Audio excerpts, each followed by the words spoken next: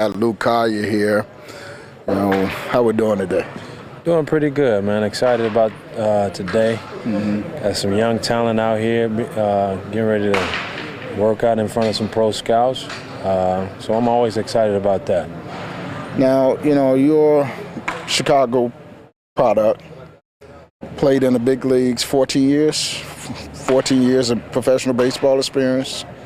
Alumni, Coach Maiden, I got to get that in. Yeah, I made them. Don't forget it.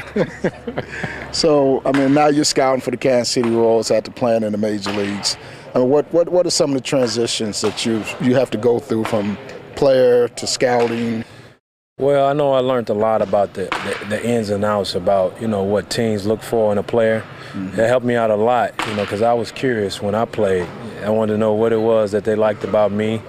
What made me, a prospect and stuff like that. So when I went to scout school, they taught us a lot about what to look for, the different tools and how to evaluate the tools. And that's all I do now, We look for guys who can run, throw, bat speed.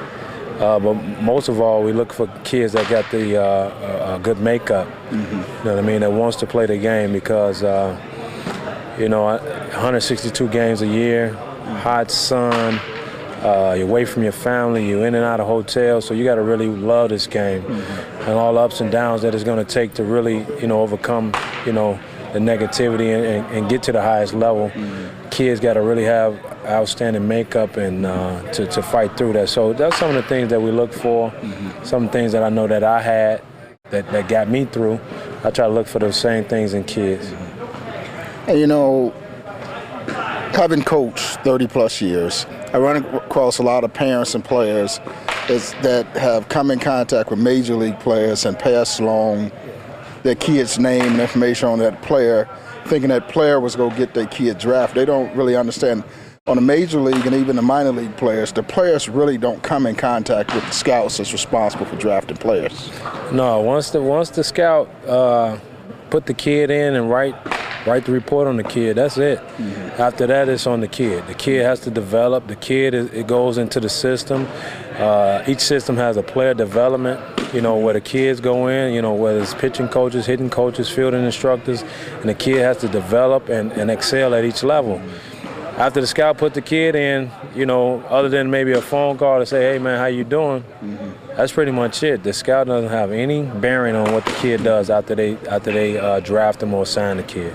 There are a lot of kids out there that have a lot of raw talent and ability, and they don't realize that, you have to master techniques to play on the next level because everybody's going to be good as far as ability is concerned. You got kids that got physical ability, kids that can run, throw, and hit. Once you get to a certain level, everybody can do that. What separates a kid is work ethic and the proper fundamentals and just the desire to want to compete and want to win. So, kids really have to develop their talents and their skill sets in order to be, separated. I was just talking to some kids today, and I told them, what's going to make you different when we put you in a crowd of 50 people that can do everything you do?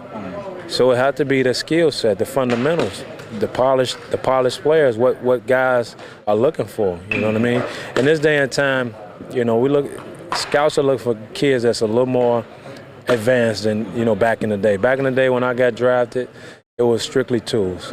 Now it's tools with polish, And just what it is because kids are getting pushed to the big leagues a lot faster than back in the day. And how good of a player was you when you got drafted? When I initially got drafted, I felt like I was good physically.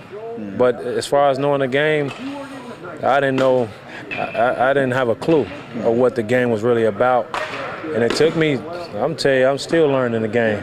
And I'm retired 5 years, but, it took me 5-10 years to really start to understand the game and stuff like that. You can never stop learning at this, learning this game is so complex, There's so much competition. But, if you work hard at it, and you dedicate it to you continue to develop. And tell everybody out there in TV land how good of a coach I was. Well, Mike Maiden was my coach back when I was 15 years old. Just tell him how good I was, though. He was all right. He was all right. That's the end of this show. Luke Collier gets on Coach Maiden show no more. Coach with Luke Collier on the road.